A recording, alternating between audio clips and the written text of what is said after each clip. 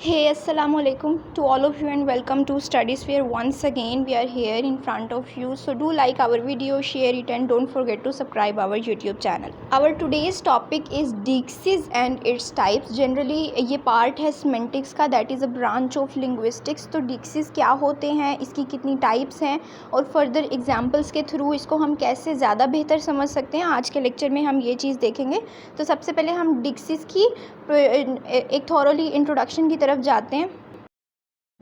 So Deixis refers to the phenomena in language where the interpretation of certain words or phrases relies on contextual information, particularly the speakers or listeners perspective.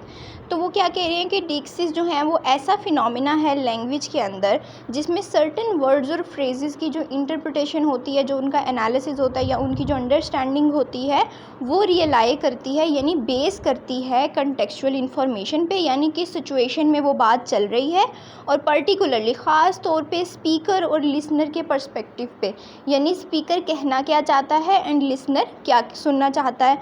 It involves the use of deictic expressions. अब इसमें हमारे पास कुछ इस तरह की expressions use होती हैं which are words और फ्रेजेस, जो कि वर्ड्स भी हो सकते हैं, फ्रेजेस भी हो सकते हैं, that can not be fully understood, जो कि एकदम से समझ में नहीं आते विदाउट कंसिडरिंग द कॉन्टेक्स्ट. हम अगर कॉन्टेक्स्ट को नहीं गौर करेंगे तो हमें वो जो डिक्टेड एक्सप्रेशंस होते हैं या वर्ड्स और फ्रेजेस होते हैं हमें डायरेक्टली नहीं समझ आएंगे in which they are used. Okay, Deixis allows speaker to refer to specific person. अब ये एक स्पीकर को, बोलने वाले को हेल्प करती है कि किस तरह से वो रेफ़र कर सकता है स्पेसिफिक पर्सन को, ऑब्जेक्ट को, लोकेशंस को, टाइम फ्रेम को in relation to the current conversational situation. तो हम इसका एक जनरली दोबारा से रिव्यू कर लेते हैं कि Deixis जो है वो एक फ़िनोमिना है लैंग्वेज में जिसमें सर्टेन वर्ड्स की इंटरप्रिटेशन इस तरह से की जाती है कि हमें कॉन्टेक्चुअल क्लूज़ को, कॉन्टेक्चुअल इन्फॉर्मेशन को मद्देनज़र रखना पड़ता है और ये स्पीकर के और लिसनर के पर्सपेक्टिव पे भी बेस करती है. बेसिकली ये जो है इसके अंदर डिक्टेड एक्सप्रेशंस इन्वॉल्व होती हैं. ये कुछ फ्रेजेस हो सकते हैं, कुछ वर्ड्स हो सकते हैं दैट कैन नॉट बी, जो कि अगर हम विदाउट कॉन्टेक्चुअल इन्फॉर्मेशन उसको समझेंगे हमें डायरेक्टली नहीं समझ आएगी. जब तो हमें प्रीवियस नॉलेज देखना पड़ेगा.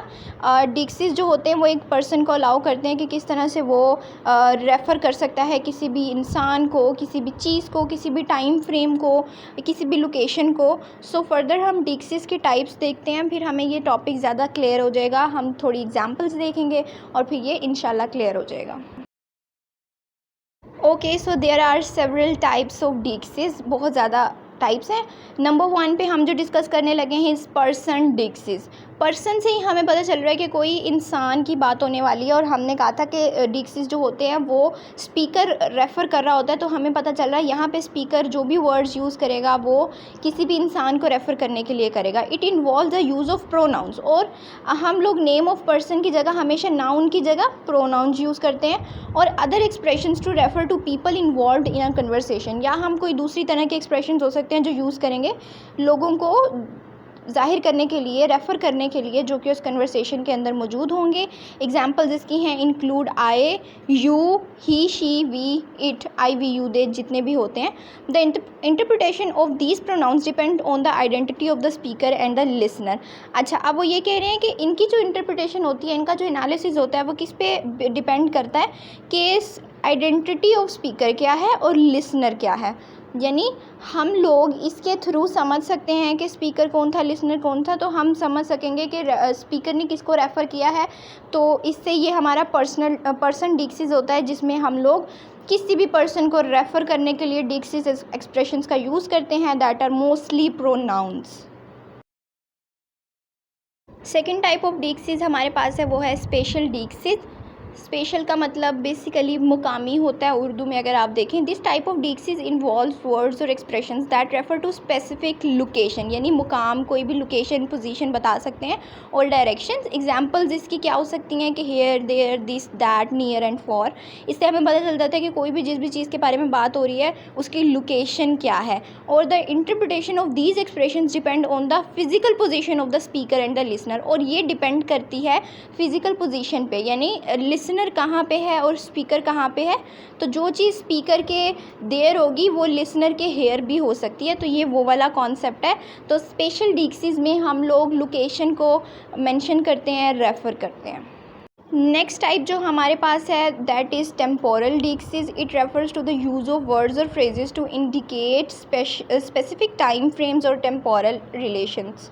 इसमें क्या होता है, टेम्पोरल का मीनिंग ही ये होता है कि कोई भी हम टाइम लाइन को किसी भी टाइम फ्रेम को मेंशन कर रहे हो, तो इसमें ये होता है कि ऐसे वर्ड्स का यूज़ किया जाता है, फ्रेजेस का, जो कि इंडिकेट करते हैं स्पेशल टाइम फ्रेम को। हमें पता चल जाता है किस टाइम की बात हो रही है।